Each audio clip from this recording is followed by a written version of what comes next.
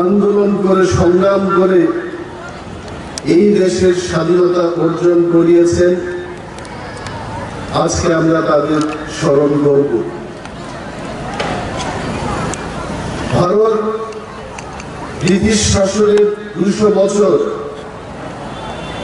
এই 200 বছর আমরা লাঞ্ছিত ছিলাম, বঞ্চিত ছিলাম, এবং সেখান থেকে মুক্তি লাভের জন্য আমাদের দেশের মহান নেতৃত্বগণ, আমাদের জাতির পিতা মহাত্মা গান্ধীজি, নেতাজি সুভাষচন্দ্র বোস, ভগৎ সিং, ক্ষুদিরাম বসু, ওই সমস্ত মহান আত্মা এবং নেতৃত্বদের আজকে আমরা স্মরণ করব, যাদের দীর্ঘ এবং কঠোর সংগ্রামের মধ্য দিয়ে আজকে আমরা স্বাধীন ভারতবর্ষে বসবাস করছি। ভারতের স্বাধীনতা যাত্রা ছিল খুব দীর্ঘ। ইফ আই ক্যালকুলেট কারেক্টলি, প্রায় 200 বছরের মতো এই দেশ ব্রিটিশ শাসনের কাছে ছিল, এবং ব্রিটিশরা আমাদের এই দেশকে সুনেকে চিড়িয়া নামে পরিচিত ভারতবর্ষে তারা ব্যবসার জন্য এসেছিল, এবং কারা ব্যবসা করতে এসেছিল আজকের এই দিনে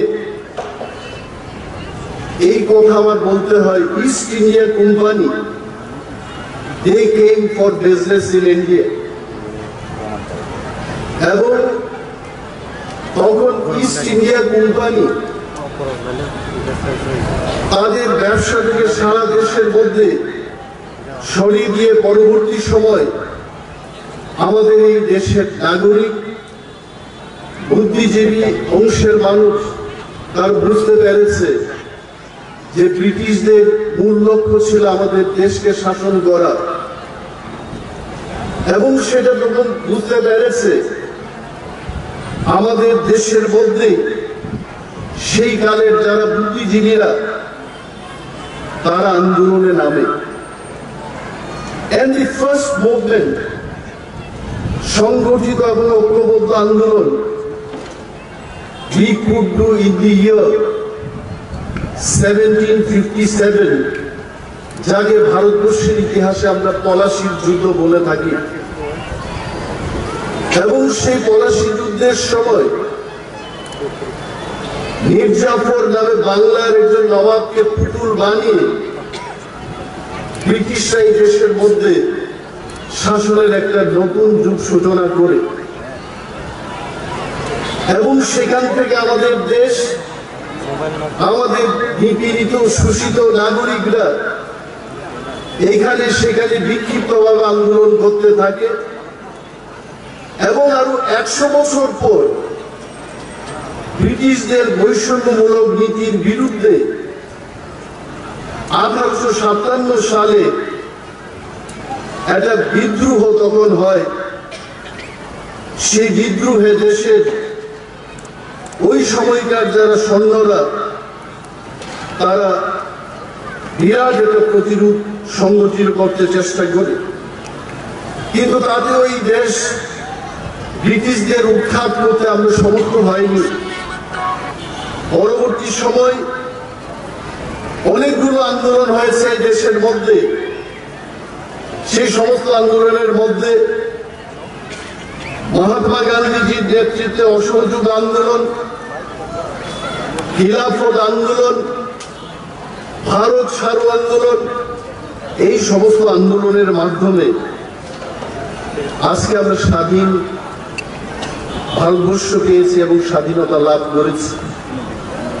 এবং ওই মহান ব্যক্তিদের আজকের এই মহৎ দিনে আমরা স্মরণ করব, যাদের কাছে সেই দিন স্বাধীন ভারতবর্ষের স্বপ্ন ছিল যে স্বাধীন দেশ আমাদের দেশের সমস্ত নাগরিক সম্মান এবং গৌরবের সাথে জীবনযাপন করবে।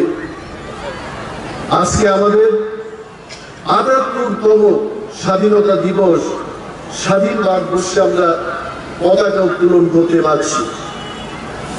এবং আজকের এই মহতী দিনে আমি আমাদের দেশের জাতীয় সঙ্গীত যারা রচনা করেছেন বিশ্বকবি কবিগুরু রবীন্দ্রনাথ ঠাকুরের কথা স্মরণ করতে চাইব।